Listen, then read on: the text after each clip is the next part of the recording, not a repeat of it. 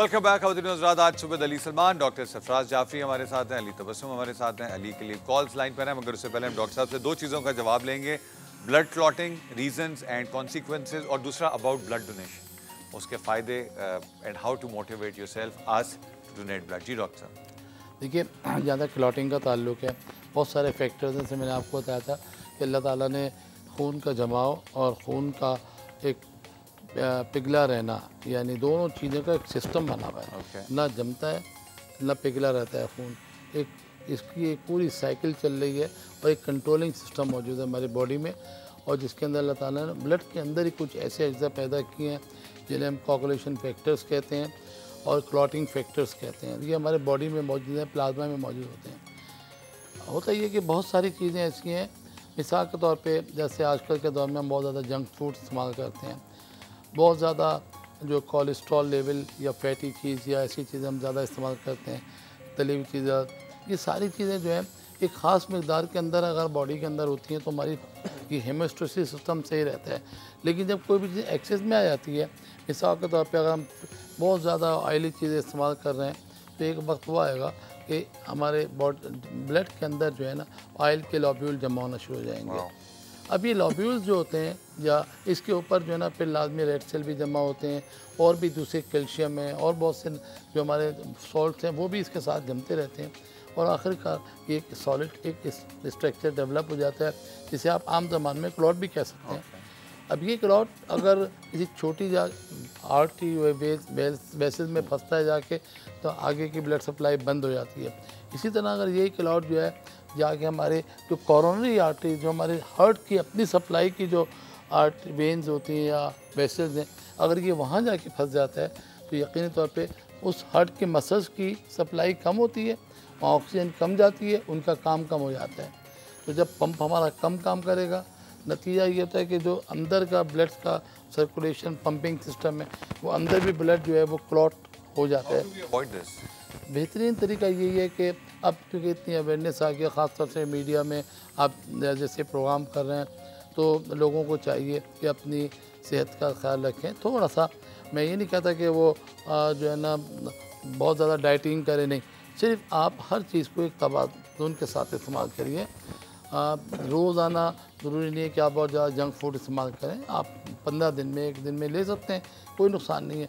तो थोड़ा सा अवॉइड करें ऐसी चीज़ों का जो ज़्यादा ऑयली हो, और एक्सरसाइज सबसे इम्पॉर्टेंट है।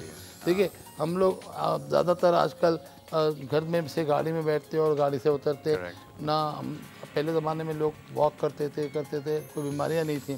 तो सबसे बड़ी बुनियादी वजह ये होती है कि हम लोग अपने अंदर एक स्टोरेज करते जा रहे हैं, वो एक्सेस में होता जा रहा है, उसको यूटिलाइज कम हो रहा है। तो ये बेहतर तरीका, अगर हम रोज़ाना 20 से 25 मिनट एक्सरसाइज करें तो हम बहुत सारी ये इस किस्म की जो बीमारियाँ हैं जो खून के जमने की वजह से होती हैं या जो डायरेक्ट दिल पे असर करती हैं, उनसे महफूज रह सकते हैं। अच्छा, एक अली भाई के लिए कॉलर है, उनसे लें, फिर डोनेशन के ऊपर हम बात करेंगे। जी अस्सलाम वालेकुम।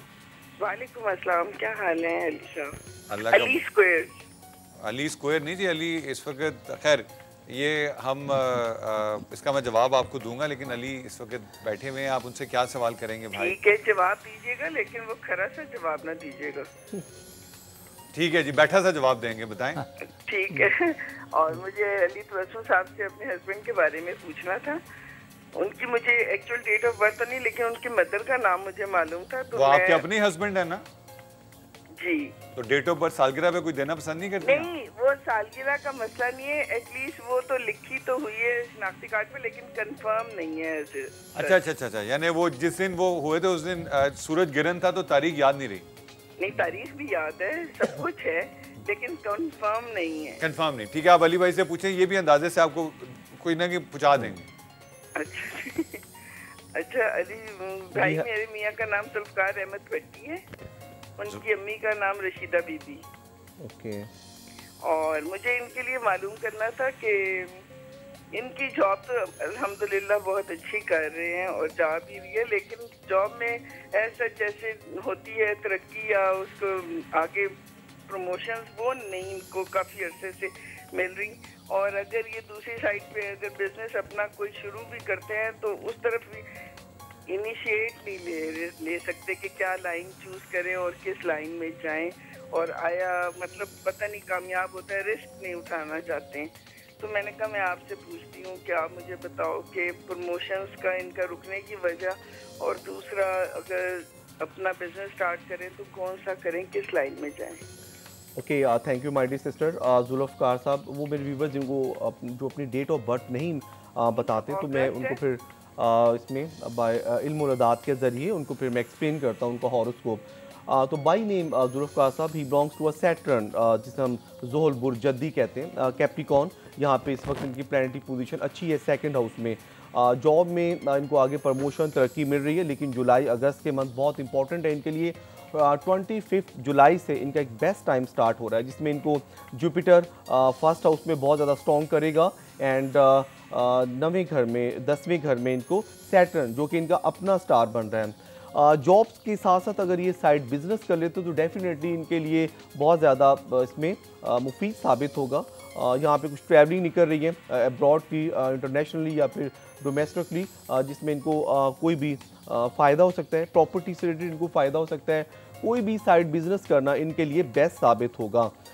25 जुलाई से इनका एक बेस्ट टाइम स्टार्ट हो रहा है, जिसमें इनको अच्छी अपॉर्चुनिटीज़ नेचुरली तौर पे मिल सकते हैं। अगर ये अवेल करते हैं तो 100% इनको कामयाबी होगी।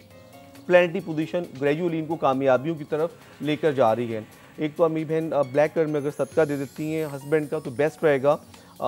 एवरी डे अगर ये सूरह कुरैश, सूरह फील एंड सूरह फलक की अगर ये तिलावत करते हैं जुल्फ़कार साहब बिफोर आफ्टर दूध इब्राहिम, तो 100% के लिए मुबारक रहेगा।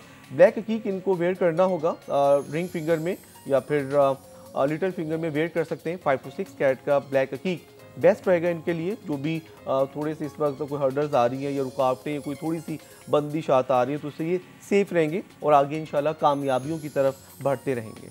Thank you very much Ali भाई। आपने क्या कहा, हस्बैंड का सदका दें, हस्बैंड को सदके में दें? हस्बैंड का सदका दें, का सदका दें। हालांकि मेजॉरिटी खवातीन यही चाहती हैं। डॉक्टर साहब, सदका डोनेशंस, वैसे हम बड़ी फिलैंथ्रोपिस्ट नेशन है, लेकिन हम ब्लड डोनेशन पे बाज़ औक़ात बड़ा हेसिडेंट होते हैं। आप लोगों को कुछ इसकी अवेयरनेस अगर काइंडली दें प्लीज़।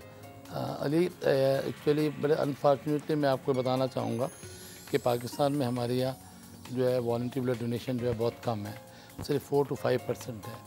जबकि हमारा जो पड़ोसी मुल्क ईरान है, वहाँ पे 100% वॉलंटरी ब्लड डोनेशन, 100%। मैंने एक नेशनल डेलीगेशन पाकिस्तान का लीड किया था, जो ईरान गया था, जाके उसने पूरा विज़िट किया था और एग्ज़ामिन किया था कि how they bring their voluntary blood donation from 0% to 100%।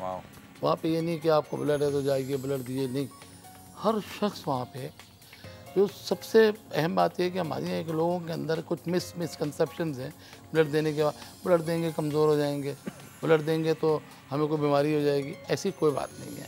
बल्कि मैं ऑनेस्टली बताऊं कि एक ही उम्र के अगर 2 लोग हैं और एक आदमी रेगुलर खून का अतिया देता रहता है और दूसरा नहीं देता, तो जो रेगुलर खून देने वाला है उसको हार्ट की बीमारियाँ मिनिमम होती हैं। सुभान अल्लाह, ये रिसर्च है, सुभान अल्लाह, रिसर्च है। यानी वो दिल की बीमारियों से महफूज होता है उसकी निस्बत जो खून नहीं दे रहा। ओके। दूसरी वजह ये भी है, एक और भी हमने रिसर्च की है, वो ये है कि जो भी शख्स खून का अतिया देता है, अगर फ़र्ज़ किया मैंने 100 सेल अपने अतिया किए हैं, अब जो मेरी बोन मैरो है, जो फैक्ट्री है जो रेड सेल बना रही है गूदा हमारे जिस्म में, अल्लाह ताला जो है वो उसको अवार्ड देकर 10% ज़्यादा बनाता है। सुभान अल्लाह। यानी जब मैंने एक बोतल खून का अतिया दिया और मैंने जितने भी सेल दिए हैं तो 10% मेरे ज़्यादा बनेंगे, फ्रेश और अच्छे, फ्रेश बनेंगे, और 10% मुझे अवार्ड मिल रहा है। This is an award. I think doctor साहब आपको पीपल लाइक योरसेल्फ टीवी पे ज़्यादा से ज़्यादा आएँ और इस अवेयरनेस को जनरेट करें। एक इसमें मैं आपसे एक और चीज़ बड़ी इंटरेस्टिंग पूछना चाहता हूँ, वो जैसे वो लोग जोंके लगवाते हैं, वो भी एक बड़ा है कि जी खून निकलवा रहे हैं। अब मुझे इसकी साइंटिफिक तौजीह आप जवाब देंगे। हमारा जो शो का बच्चा एक आमिर शफ़ी है, उसने जोंक लगवाई, उसको तो वो ठीक हो गया, जोंक मर गई। इसमें मैं आऊँगा ब्रेक के बाद, आगे पूछूंगा। ख़वातीन आपने अगर कभी जोंक लगवानी हो तो हमसे फ़ोन करके आमिर से बात कर लीजिएगा। जोंक लगवाने से आपके RBCs और WBCs पे क्या फ़र्क पड़ता है, और अली तबस्सुम साहब आपको जोंक को कौन सा पत्थर रिकमेंड करेंगे, आपको ब्रेक से वापस आके बताएंगे। See you at the other side of the break at आज सुबह अली सलमान, डॉक्टर सरफराज और अली तबस्सुम हमारे साथ।